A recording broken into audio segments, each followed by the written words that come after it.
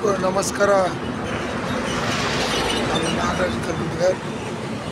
ಸ್ವಚ್ಛ ವಿಧಾನಸಭೆ ಅಭಿಯಾನ ಬೆಂಗಳೂರಿಂದ ಬೆಳಗಾವಿ ಕಡೆಗೆ ಹೋಗ್ತಾ ಇದ್ದೇನೆ. ಇವತ್ತು 2ನೇ ದಿನ. ಅಂದರೆ ಇದು ನಗರ ಪಟ್ಟಣದಲ್ಲಿ ಮಾಧ್ಯಮ ಯಾತ್ರೆ ಮುಖಾಂತರ ಮಾಡ್ತಾ ಸಾಯಂಕಾಲವರೆಗೂ ನಡೆದು ಮತ್ತು ಮುಂದಿನ ಊರಲ್ಲಿ ಉಳ್ಕೊಂಡು ಮತ್ತೆ ಕಂಟಿನ್ಯೂ ಮಾಡಿ 17ನೇ ತಾರೀಕು ಬೆಳಗಾವಿ ತಲುಪಬೇಕು.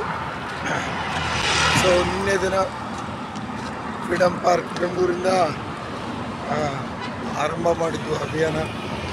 ಸೊ ನಗರದಲ್ಲಿ ಇದೇನಿದು ಒಂದು ಸ್ವಚ್ಛ ವಿಧಾನಸಭೆ ಅಭಿಯಾನ ಅಂತ ಬೋರ್ಡ್ ಹಾಕೊಂಡು ಭಾರತದ ತ್ರಿವರ್ಣ ಧ್ವಜ ಮತ್ತು ನಾಡಿನ ಧ್ವಜವನ್ನು ತಗೊಂಡು ಹೋಗ್ತಾ ಇದ್ದಾರೆ ಅಂತ ತುಂಬ ಜನ ಕುತೂಹಲದಿಂದ ನೋಡ್ತಾ ಇದ್ರು. ತುಂಬ ಜನ ಮಾತಾಡಿಸಿದ್ರು. ಒಳ್ಳೆಯ ವಿಚಾರ ಇಟ್ಕೊಂಡು ಮಾಡ್ತಾಯಿದ್ದೀರಿ. ಇದು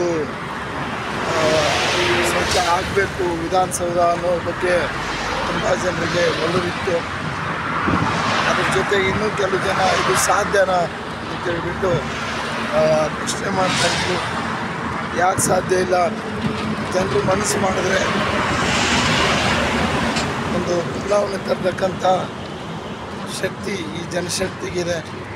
ಸೊ ಆ ನಿಟ್ಟಿನಲ್ಲಿ ಎಲ್ಲರೂ ಚಿಂತನೆ ಪ್ರಾರಂಭ ಮಾಡಬೇಕು.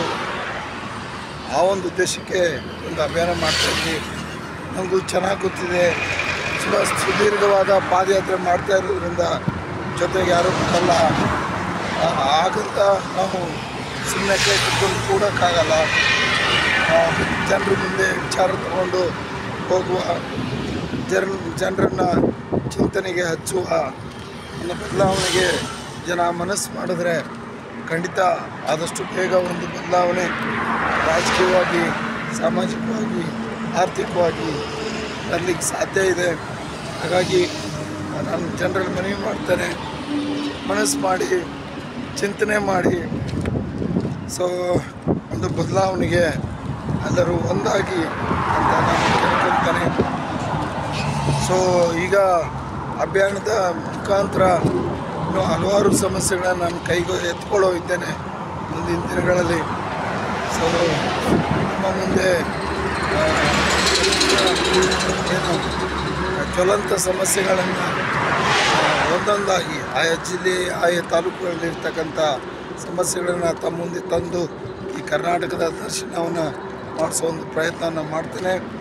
ಸೊ ಹಾಗೆಯೇ ಒಂದು ಬದಲಾವಣೆಗೂ ಕೂಡ ನಾನು ಮನವಿ ಮಾಡ್ತಾಯಿದ್ದೀನಿ ಎಲ್ಲರಿಗೂ.